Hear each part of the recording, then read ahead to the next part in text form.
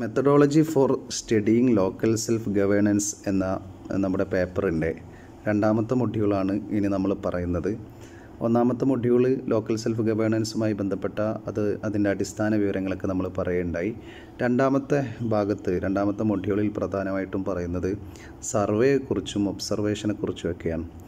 Local self ഗവേണൻസിൽ സർവേയും ഒബ്സർവേഷനും നടത്തുന്ന പ്രവർത്തനങ്ങളെക്കുറിച്ചാണ് രണ്ടാമത്തെ മൊഡ്യൂളിൽ പറയുന്നത്. നമുക്ക് ഈ പേപ്പർ ഞാൻ എൻ്റേതായ രീതിയിൽ പറയുന്നു എന്നുള്ളൂ. ഇത് യൂണിവേഴ്സിറ്റി എങ്ങനെയാണ് ഉദ്ദേശിക്കുന്നത്, യൂണിവേഴ്സിറ്റി എങ്ങനെയാണ് കൊണ്ടുപോകുന്നതെന്ന് ഒരു ധാരണയുമില്ല. അതുകൊണ്ട് എൻ്റേതായ രീതിയിൽ ഞാൻ പറയുന്നു എന്നുള്ളൂ. നിങ്ങൾക്ക് നിങ്ങളുടേതായ രീതിയിൽ ഇതിനെ എഴുതാനും പഠിക്കാനും ശ്രമിക്കുക. ഞാൻ എൻ്റേതായ രീതിയിൽ ആണ് ഇത് മുന്നോട്ട് കൊണ്ടുപോകുന്നത്. അപ്പോൾ സർവേ എന്താണെന്നും ഒബ്സർവേഷൻ എന്താണെന്നും ഒക്കെ നമ്മൾ കഴിഞ്ഞ സെമ്മിലെ വളരെ പ്രധാനപ്പെട്ട ഒരു പേപ്പറിൽ നമ്മൾ പഠിച്ചിരുന്നു. റിസർച്ച് മെത്തഡോളജിയിൽ നമ്മൾ വളരെ വിശദമായി പഠിച്ചിരുന്നു. അപ്പോൾ അതിൻ്റെ അത്തരം ടെക്നിക്കലായ കാര്യങ്ങൾ, അക്കാദമിക്കായ കാര്യങ്ങളൊന്നും ഞാനിപ്പോൾ ഇവിടെ പറയുന്നില്ല. ഈ വീഡിയോക്ക് അവസാനമായിട്ട് ഞാൻ അതിൻ്റെ ആ കാര്യങ്ങൾ വേണമെങ്കിൽ ഇതിലൂടെ അറ്റാച്ച് ചെയ്ത് കൊടുക്കും.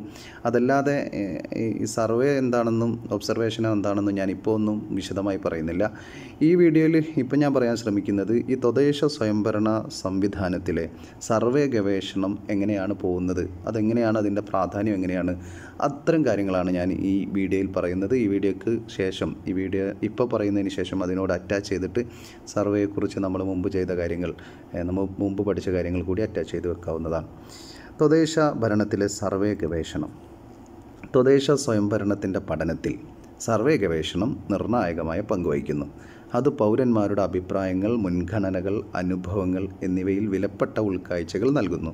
തദ്ദേശ സ്വയംഭരണത്തിൻ്റെ ഭരണസമിതിക്ക് തങ്ങളുടെ ഭരണരീതികൾ മെച്ചപ്പെടുത്താനും ഈ സർവേ ഗവേഷണം കൊണ്ട് സഹായിക്കുന്നു. ഇനി തദ്ദേശ സ്വയംഭരണത്തിൻ്റെ പഠനത്തിൽ സർവേ ഗവേഷണത്തിൻ്റെ പ്രാധാന്യം എന്താണ്? ആ പ്രാധാന്യം ഓരോന്നായിട്ടാണ് പറയുന്നത്. ഒന്ന്, പൊതു അഭിപ്രായം വിലയിരുത്താൻ ഈ സർവേ കൊണ്ട് സഹായിക്കുന്നു. സർക്കാരിൻ്റെ നയങ്ങൾ എന്ന് ഉദ്ദേശിച്ചത് അവിടെയുള്ള ലോക്കൽ സെൽഫ് ഗവൺമെൻറ്റിൻ്റെ നയങ്ങൾ, നമ്മുടെ പഞ്ചായത്തിൻ്റെ അല്ലെങ്കിൽ മുനിസിപ്പാലിറ്റിയുടെ, കോർപ്പറേഷൻ്റെ അവരുടെ നയങ്ങൾ, ആ ഗവൺമെൻറ്റിൻ്റെ നയങ്ങൾ, അതേപോലെ അവരുടെ സേവനങ്ങൾ, അവരുടെ പ്രവർത്തനങ്ങൾ, അവരുടെ പ്രകടനങ്ങൾ എന്നിവയോടുള്ള പൊതുജനങ്ങളുടെ അഭിപ്രായം എന്താണ് എന്ന് സർവേയിലൂടെ നമുക്ക് കിട്ടുന്നു, എല്ലാവർക്കും കിട്ടുന്നു. സർവേയുടെ ഫലം നോക്കിക്കഴിഞ്ഞാൽ അറിയാം. പഞ്ചായത്തിൽ നടത്തിയ സർവേയുടെ റിപ്പോർട്ട് നോക്കിക്കഴിഞ്ഞാൽ ആ ജനങ്ങളുടെ വിലയിരുത്തൽ എന്താണ്, സർക്കാരിനെ കുറിച്ച് എന്ന് പറഞ്ഞാൽ അവിടെയുള്ള ലോക്കൽ സെൽഫ് ഗവൺമെൻറ്റിനെ കുറിച്ചുള്ള ജനങ്ങളുടെ വികാരം എന്താണ്, അവരുടെ നയങ്ങളെക്കുറിച്ചുള്ള, അവരുടെ പ്രവർത്തനങ്ങളെക്കുറിച്ചുള്ള ജനങ്ങളുടെ അഭിപ്രായം എന്താണ് എന്ന് ഈ സർവേയുടെ റിപ്പോർട്ട് എടുത്ത് നോക്കിയാൽ നമുക്ക് മനസ്സിലാവും. അതാണ് ഒന്നാമത്തെ അതിൻ്റെ പ്രത്യേകത എന്ന് പറയുന്നത്, അതിൻ്റെ പ്രാധാന്യം എന്ന് പറയുന്നത് പൊതുജനങ്ങളുടെ അഭിപ്രായവും വിലയിരുത്തലും എന്താണെന്ന് മനസ്സിലാക്കാൻ സാധിക്കും. രണ്ടാമത്തത്, ഭരണസമിതിക്ക് നയങ്ങൾ ഉണ്ടാക്കാൻ സഹായിക്കുന്നു. നമ്മുടെ ലോക്കൽ സെൽഫ് ഗവൺമെൻറ്റിൽ അവിടെ ഒരു ഭരണസമിതി ഉണ്ടാകും. ആ ഭരണസമിതിക്ക് തങ്ങളുടെ പ്രവർത്തനങ്ങൾ എങ്ങനെ ഇനി കൊണ്ടുപോകണം എന്ന് ജനങ്ങളുടെ അഭിപ്രായത്തിനനുസരിച്ച് തങ്ങളുടെ നിലപാട് അല്ലെങ്കിൽ തങ്ങളുടെ പദ്ധതികൾ രൂപീകരിക്കാൻ സഹായിക്കുന്നു ഈ ഗവേഷണം കൊണ്ട്. കമ്മ്യൂണിറ്റി ആവശ്യങ്ങൾ, മുൻഗണനകൾ, പ്രതീക്ഷകൾ എന്നിവയെക്കുറിച്ചുള്ള വിവരങ്ങൾ സർവേ വഴി ഭരണസമിതിക്ക് കിട്ടുന്നു. ഇതിൻ്റെ അടിസ്ഥാനത്തിൽ നല്ല പദ്ധതികളും നല്ല പ്ലാനിങ്ങും ഒക്കെ ഉണ്ടാക്കാൻ ഭരണസമിതിയെ ഈ സർവേ സഹായിക്കുന്നു.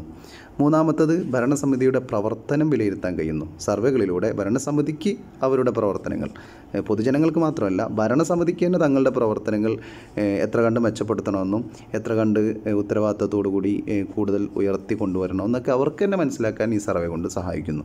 മറ്റൊന്ന്, കമ്മ്യൂണിറ്റികളുടെ കൃത്യമായ ഫീഡ്ബാക്ക് സംവിധാനമായിട്ട് ഈ സർവേ പ്രവർത്തിക്കുന്നു. കാരണം കമ്മ്യൂണിറ്റികളിലെ ജനങ്ങളുടെ പ്രശ്നങ്ങൾ എന്താണ്, ഈ ലോക്കൽ സെൽഫ് ഗവേണൻസിൻ്റെ പ്രവർത്തനങ്ങൾ എങ്ങനെ പോകുന്നു തുടങ്ങിയ കാര്യങ്ങളെക്കുറിച്ചുള്ളൊരു ഫീഡ്ബാക്ക് മെക്കാനിസമായിട്ട് ഈ സർവേ പ്രവർത്തിക്കുന്നു. ഇത്രയുമാണ് ഇതിൻ്റെ പ്രത്യേകതകൾ എന്ന് പറയും. സർവേ ഉണ്ടാവുന്നതിലൂടെ ലോക്കൽ സെൽഫ് ഗവേണൻസിൻ്റെ പഠനത്തിൽ സർവേ ഉണ്ടാവുന്നതിൻ്റെ പ്രത്യേകതകൾ എന്നാണ് നമുക്ക് ഇവിടെ പറയാനുള്ളത്. എന്താണ് സർവേ എന്നും അതിൻ്റെ ടൈപ്സ് എന്താണെന്നും അതിൻ്റെ മറ്റു കാര്യങ്ങളൊക്കെ അതുമായി ബന്ധപ്പെട്ട വിശദമായ കാര്യങ്ങൾ നമ്മൾ കഴിഞ്ഞ സെമസ്റ്ററിൽ പഠിച്ചതാണ്, റിസർച്ച് മെത്തഡോളജിയിൽ പഠിച്ചതാണ്. അതിൻ്റെ ആ ഒരു സർവേയുടെ ഭാഗം കൂടി ഞാൻ ഇതിനോടൊപ്പം അറ്റാച്ച് ചെയ്ത് വെക്കാം. ഈ വീഡിയോടൊപ്പം ആവശ്യമുള്ളവർക്ക് കാണാം. ഞാൻ ഈ വീഡിയോ ഇങ്ങനെയാണ് ഉപസംഹരിക്കുന്നത്. പൊതുജനാഭിപ്രായം മനസ്സിലാക്കുന്നതിനും അതിൻ്റെ അടിസ്ഥാനത്തിൽ തദ്ദേശ സ്വയംഭരണത്തിൻ്റെ ഭരണസമിതിക്ക് നയപരമായ തീരുമാനങ്ങൾ എടുക്കുന്നതിനും പൗരന്മാരുടെ ഇടപഴകൽ പ്രോത്സാഹിപ്പിക്കുന്നതിനും പ്രാദേശിക സർക്കാരുകൾക്കുള്ള ഒരു ഉപകരണമാണ് സർവേ ഗവേഷണം. ശക്തമായ രീതിശാസ്ത്രങ്ങൾ ഉപയോഗിക്കുന്നതിലൂടെയും പ്രാദേശിക തലത്തിൽ ഫലപ്രദവും പ്രതികരണാത്മകവുമായ ഭരണത്തിന് സർവേ ഗവേഷണം സംഭാവന നൽകുന്നു. ഇതിലൂടെ ജനാധിപത്യ പങ്കാളിത്തം വളർത്തുകയും ചെയ്യുന്നു.